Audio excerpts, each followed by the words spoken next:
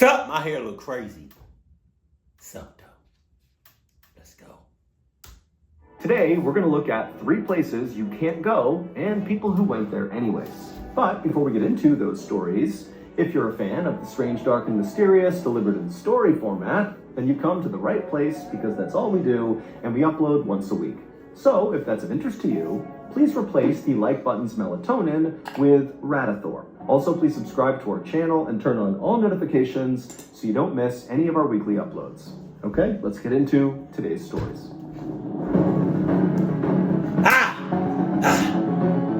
Dice roll. Dice roll. Sheesh! Sheesh! Sheesh! Sheesh! Sheesh! The 15th floor. By the beginning of 2016, everybody who lived in apartment building number 12 on Shanxi Road in the big Chinese city of Xi'an knew to stay away from the woman who lived at the end of the hall on the 15th floor. Jesus. Now, they didn't know much about this woman, but what they did know about her was totally bizarre and kind of alarming. The woman, whose family name was Wu, but nobody actually knew this woman's individual name, was 43 years old and she lived alone. And from what residents could tell, nobody ever came to visit her and she almost never left her apartment. Hell no. But oftentimes, residents on the 15th floor could hear this woman talking to herself very animatedly inside of her apartment, and sometimes she'd even get into these big arguments with herself where it was clear she was kind of playing the role of multiple personalities at once. But none of these things were the reason why people avoided her altogether. They avoided her because she seemed really dangerous. One day, a few months earlier, I would have lost my shit if Mr. Ballin said they avoided her because she seemed really clucked. a teenage girl was walking down the hallway on the 15th floor, making her way towards her friend's apartment, when she passed by this woman's apartment door. And as soon as she walked past, the door to this woman's apartment flew open, and the woman rushed outside and began screaming incoherently. And so this teenage girl, she whips around and sees this woman, and instinctively, what this girl thought was, oh my goodness, this woman is being attacked. You know, she's running away from somebody in her apartment or something. But then very quickly, it became apparent that this woman was not being attacked. She was attacking the teenage girl. So this woman... On me, I would have said, I'm walking. Wait, where can her? That's the lady door, right? I'm walking, right? I'm walking. No! Back up, cluck ass up, back up, oh, back up.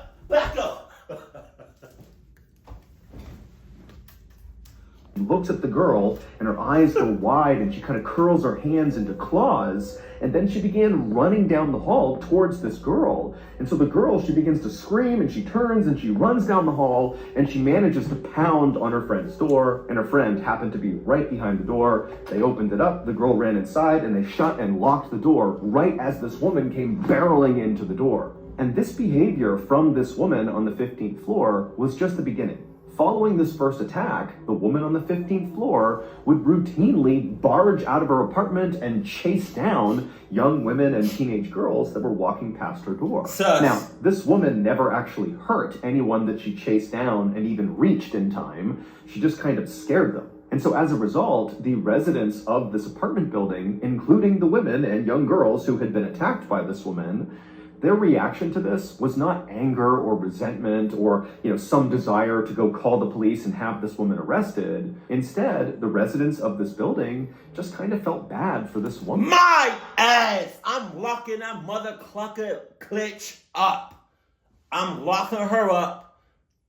I'm calling the authorities. I'm calling the police. Get her ass out of here. Cluck that shit. I don't feel bad for She a cluck ass. Well, I'm not feeling bad for no cluck ass. She a cluck ass. I'm not feeling bad for no cluck ass. If you're a cluck ass, tough. Hell no. She doing all that cluck ass shit. Hell no. Nah. It seemed very obvious that she was mentally unwell and probably very lonely. And so they kind of collectively decided to not call the... I don't care. Your whole oh, oh. You're hauling ass to me, scaring the life out of me. Clock you. Police, and instead just kind of ignore her. But sometime in early February, this woman's random attacks on young women and girls just kind of stopped. And at first, residents, especially of the 15th floor of this apartment building, were just relieved because all of a sudden you could walk down that hallway in peace again. But by the end of February, it dawned on people who lived in this apartment building that not only had this woman stopped her random attacks, but also now they couldn't even hear her inside of her apartment talking to herself, because that was something people always heard, and now her apartment was totally silent. And so pretty quickly, people became kind of worried about this woman, but nobody was... I'm so tired of people thinking about this woman, people being worried about this woman, people, talking about, like, leave her be. If she got plucked up in her own apartment, let it be. God gonna take care of that. That's crazy. Y'all doing too much caring about this lady. Hell no. To go knock on her door and actually make sure she was okay, because again, this woman was viewed as being kind of dangerous. Hey! Hey, what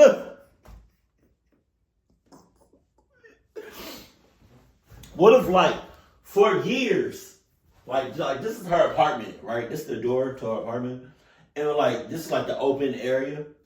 What if like for years everybody just been hearing all of this crazy ass shit from her, right? She haul ass into people, she's scaring the life out of people for years, and then you don't hear nothing. It's dead silent. So somebody knocks on her door. She opens the door, talking about.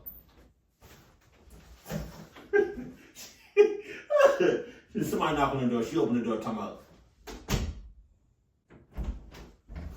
Yo, what's up? No, I'm good. I'm straight. How you doing? How you living? You good? All right. Eat what you need. No, I don't got no butter, but there's a Walmart down the street if you want to. You know what I mean?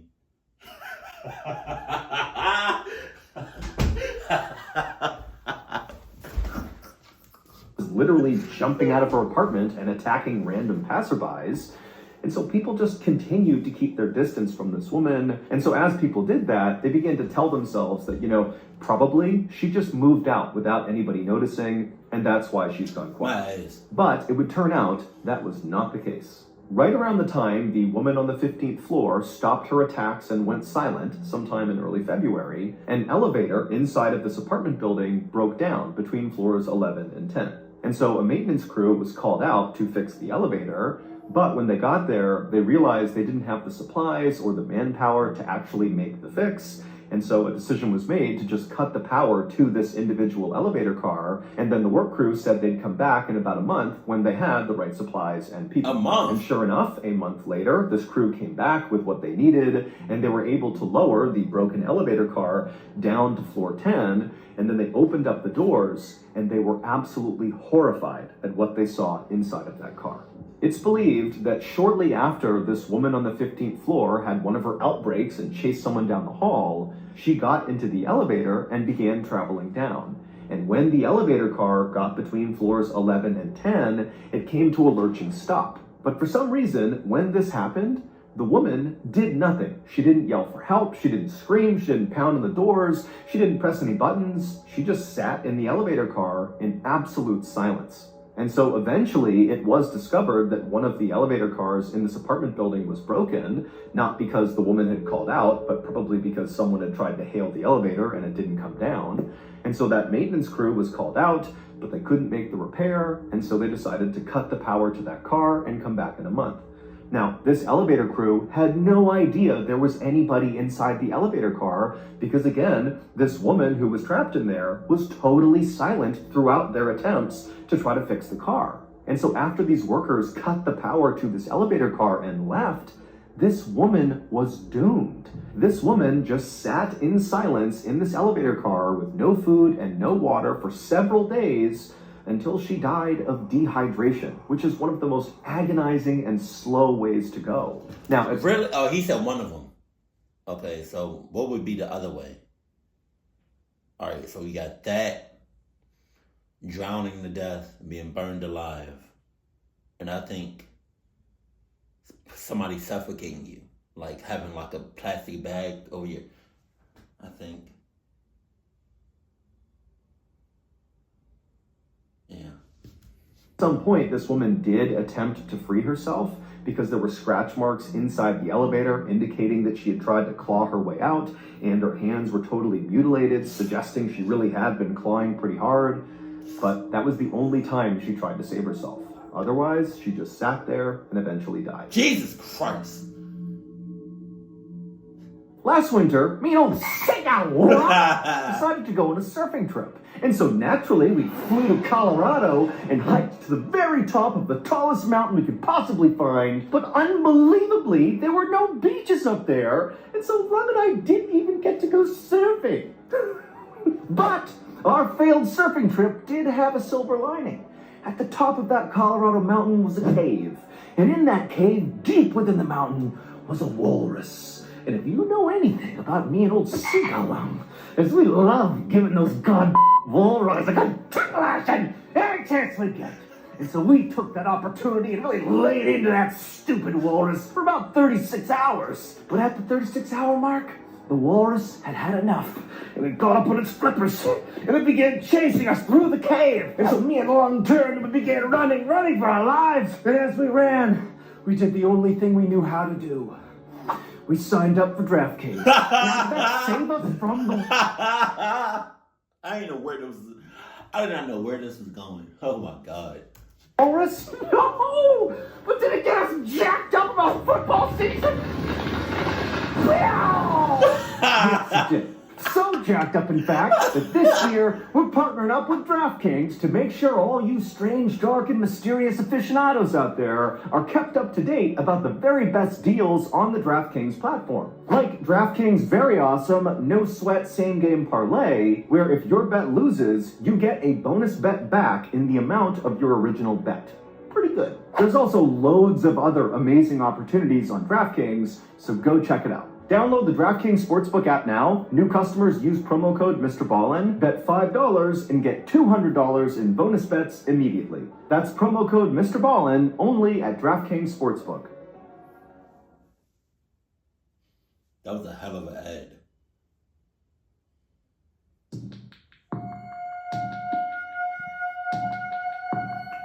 At around 5:20 p.m. on August 31st, 2007, a young couple stepped onto the beautiful sand of Yelpo Beach, which is located at the very southern tip of South Korea.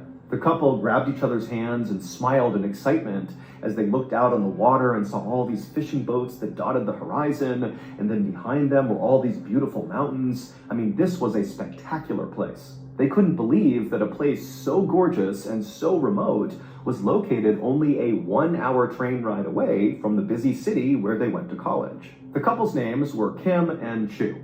Kim was 21 years old, and he was an athlete and a very dedicated student.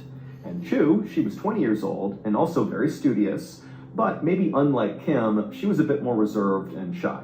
In fact, Kim was Chu's very first serious boyfriend, and she absolutely adored him. And in fact, this was going to be the couple's kind of big first trip that they would take together.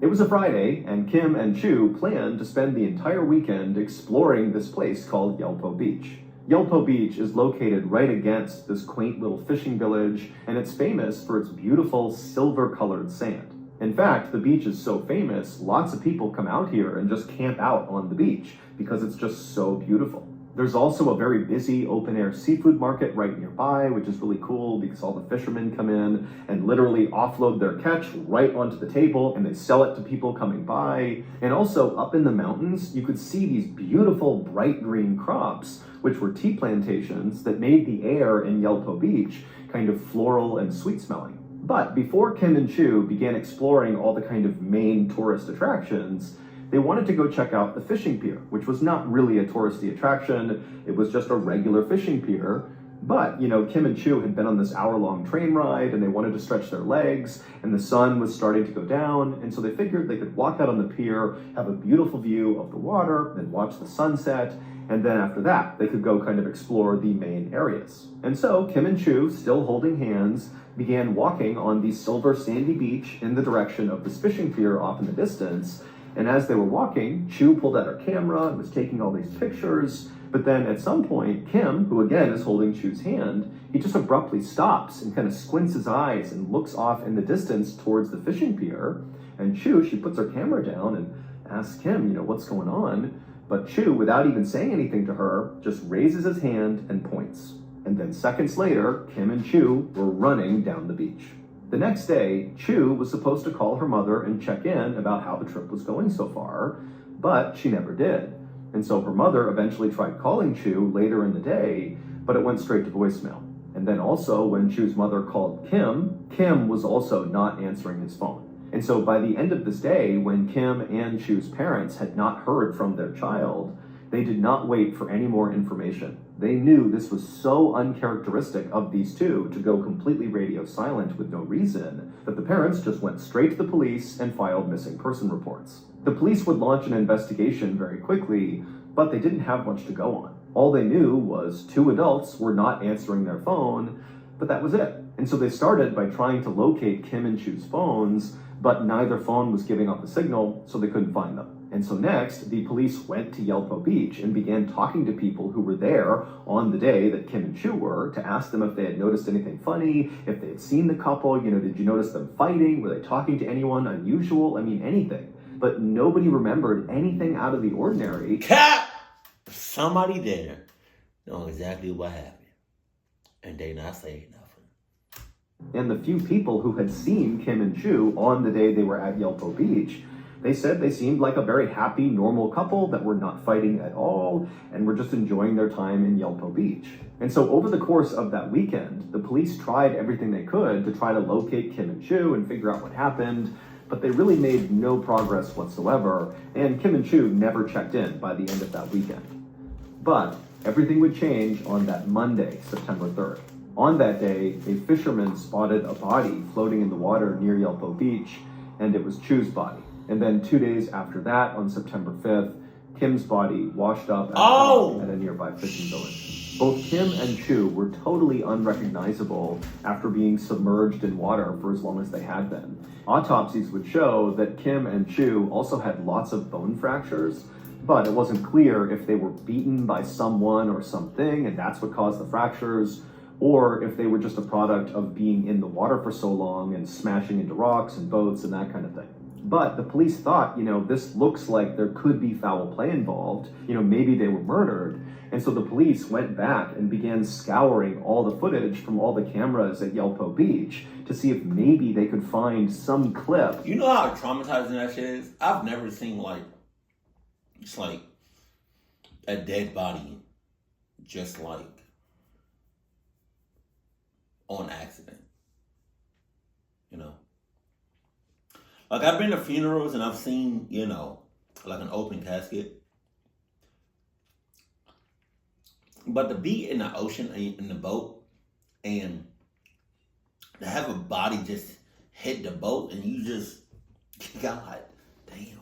That would show what happened to this couple. And eventually, one of the detectives who was looking through all this footage found something really interesting. He found a very short clip of the couple over at that fishing pier that they had been walking towards. However, they were not up on the fishing pier like you would expect. They were below the fishing pier on the sand. And they were kind of standing next to each other, holding each other close, and there was nobody else around them. It was like this totally weird thing. Now, as weird as this was, because it made no sense for them to be below the fishing pier, there didn't appear to be any hazards or other people or anything near them. It was like they just chose to be under there for some reason. But regardless, the police would actually use this video clip to close the case. The police would say that, based on this clip, it appears that this was the final moment of the couple, underneath this pier, and then something happened. Either an accident, they might have fallen in the water or something and they drowned, or maybe, this couple elected to take their lives together. And while Kim and Chu's families vehemently disagreed with the police assessment, there was nothing they could do. The case was now closed. Nobody was trying to figure out what happened to Kim and Chu. That is, until 4 weeks later, on September 26, 2007, when two more bodies, two young women, washed up on shore right around the same area where Kim and Chu had. The two young women had a lot of similarities to Kim and Chu. They were in their early 20s, they were tourists at Yelpo Beach, and their autopsies discovered that they had several bone fractures. And so this was enough for the police to launch a much bigger investigation into what was going on at Yelpo Beach, which included reopening the Kim and Chu case. And so a detective was assigned to go back through all the evidence in the Kim and Chu case and kind of re-examine it. And so this detective did look through all these pictures, and he would find one picture that broke the case wide open. Back on the night that Kim and Chu were at Yelpo Beach and they began walking towards the fishing pier, Kim had abruptly stopped and raised his finger and pointed at something, and then seconds later, he and Chu were running in that direction. Well, what Kim had spotted was a fisherman who was standing below the fishing pier, and he was very obviously making his way over to his fishing boat to go back out on the water. And Kim just felt like it would be really cool to go ask that fisherman if they could join him and go out on the water with him on his fishing boat to get a view of Yelpo Beach that way. And Chu, when she heard this idea, thought it was a great idea, and the two of them ran to the pier to try to catch this fisherman before he took off. And so that was why there was footage of the couple standing underneath the fishing pier. They were actually talking to this fisherman who could not be seen in frame. The fisherman was a 70-year-old man named Woo Jun Gwen, and he made his living selling octopus. And at first, when Kim and Chu approached Woo and asked to go with him on his boat, he said, "No, I don't want you to come with me." But Kim and Chu seemed really desperate to go out with him, and finally he relented and said, "Okay, you can tag along." Oh, God damn it. Jesus. I can kind of see where this is going. God damn. The more and more you keep pressing somebody about the same shit over and over again. You know, if I was a fisherman, like, you keep pressing me, you keep asking me the same question 50,000 times.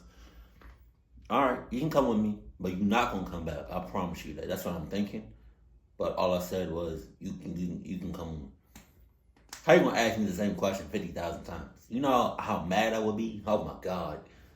Who was very thin and short, but he had been working on fishing boats since he was a child, and so despite his appearance of being this kind of small, frail guy, he was actually really physically strong. And despite Woo's kind of harmless-seeming exterior, inside, Woo was a very, very disturbed person.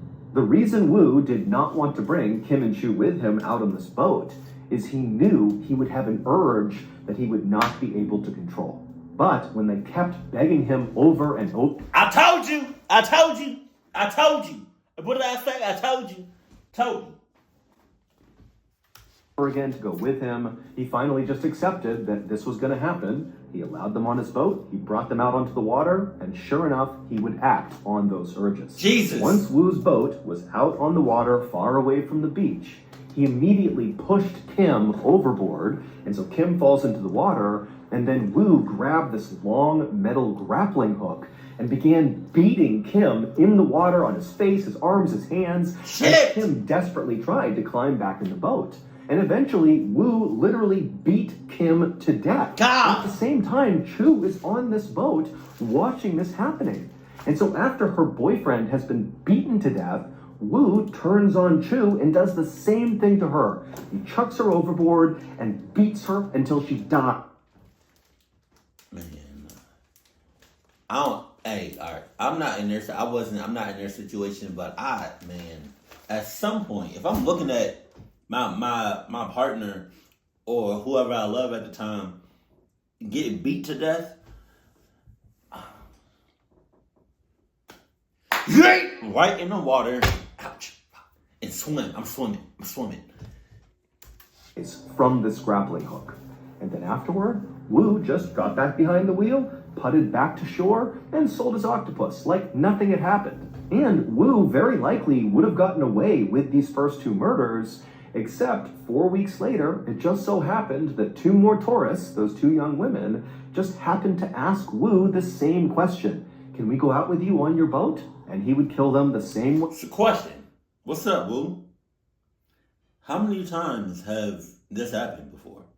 And more specifically, what's your body count? God damn. Pause. He killed Kim and Chu. Except one of those 2 young women, while they were out on the water in his boat before they were attacked, she sensed something was wrong, and she sent a text message saying she was in trouble on a boat. And when the police found these 2 women's bodies and found that text message, they immediately searched the registry that listed all the boats that had been out on the water near Yelpo Beach that day. And because it was a holiday, there was nobody out on the water except for 1 boat. And that boat was Wu's boat. And this is where that photo the detective found on Chu's camera roll, when finally somebody looked through the photos, that's where that photo comes into play. The last picture that Chu took is of Wu. Wu is right in front of her. He's piloting the boat out into the open ocean, and Chu just took a picture of him, not knowing what was actually happening, that this guy was driving her out to her death. Ultimately, Wu would be convicted of the murders, even though he didn't really offer up any clear explanation as to why he killed these people. He just kind of acted on these urges, so to speak, and he would be sentenced to death. And he would become the oldest death row inmate in South Korea. Jesus. So he had cluck intentions from birth. God damn. He was a naturally born cluck ass. On the morning of June 25th, 2007, a 28-year-old man named Mike Barnett woke up to the sound of pounding rain on the roof of his home, which was located in Hull, which is a city in northern England. Mike groaned as he rolled out of bed. It had been raining like this for the past month, and he and the rest of the people in Hull were just totally over it. But another reason he groaned is he knew that he would have to go to his job at a tropical fish store, even though he was not scheduled to work that day.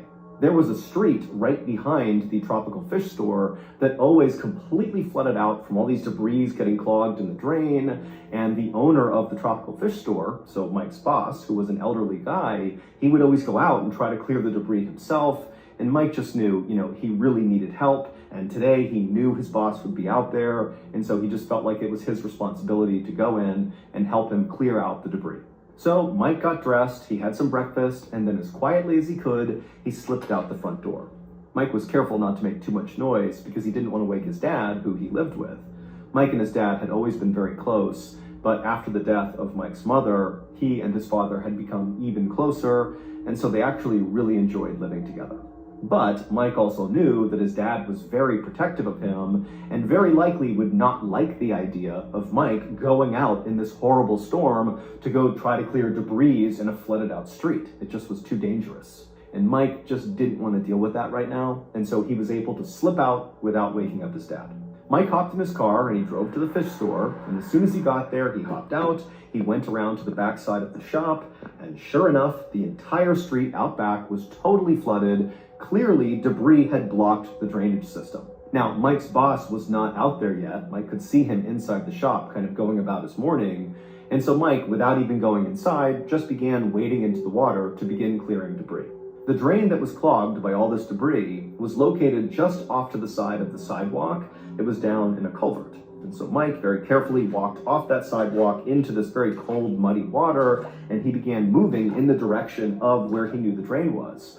And so as he's walking, the water is down to his ankles, maybe up to his knees at some point, but he gets closer and closer to where he knows this drainage is down in this culvert. And suddenly, Mike begins feeling this unbelievable suction at his feet that began pulling him basically straight down. Mike tried to move, but his feet were anchored to the ground, and then before long, he began getting pulled forward towards this drain, and then down he went. And as he went all the way down to his neck in the water, he felt this unbelievable pain in his thigh.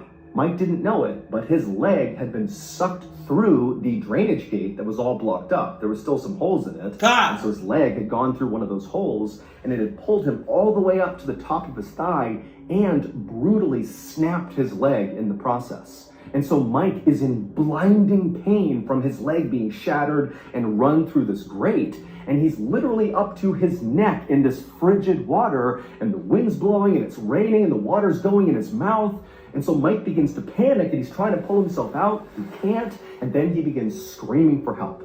And at that moment, the owner of the fish store, who was still inside the store, looked out the window and he saw Mike flailing around. And instinctively, the owner could tell just from the panicked look on Mike's face that whatever was happening to him was an emergency. And so the owner just picked up the phone, called the police, and after telling them what was happening, the owner ran out to Mike. When the first police officers arrived on the scene, Mike was still in the water up to his neck, and the shop owner was right next to him. And the police officers, they assessed the situation in front of them, and they thought, okay, clearly this guy, Mike, is trapped in the water. This is serious, but we can pull him out. That's the obvious solution here.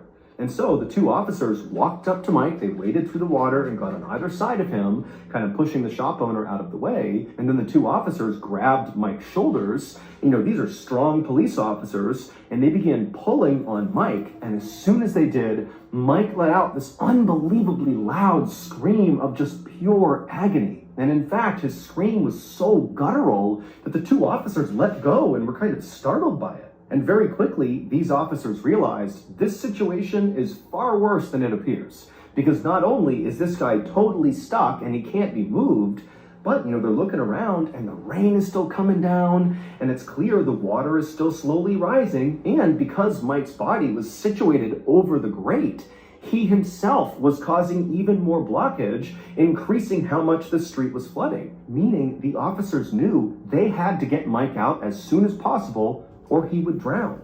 But over the next several hours, more police officers, firefighters, EMTs, Good Samaritans, everybody showed up on the scene, and there were so many attempts to get Mike out of the water, ranging from trying to cut the grate, but the water was too muddy so nobody could see through it, and the water was so strong that nobody could set the bolt cutters on the actual grate.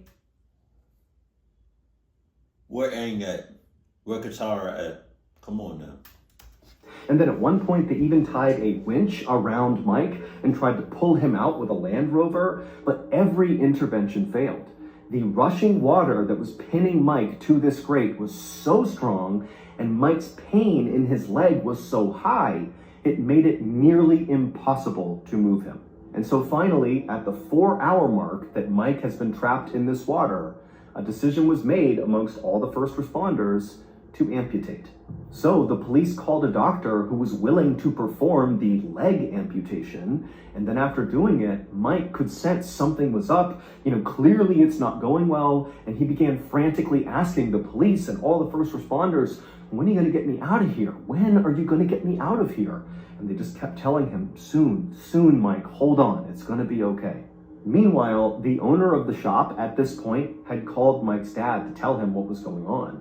And so as all these people are waiting for this doctor to show up to cut Mike's leg off, Mike's father shows up and basically barrels through the crowd and starts screaming, "I'll get my son out of here." But as soon as he saw his son, he was totally taken aback. Mike was up to his chin in water. There was a diver behind him in the water with him, holding him up, barely keeping his head above the water. Mike's face was totally pale and his eyes were totally unfocused, and he had this weird... Even if they don't amputate his leg, I wonder what his leg probably looked clucked up. Blank expression, like he wasn't even there.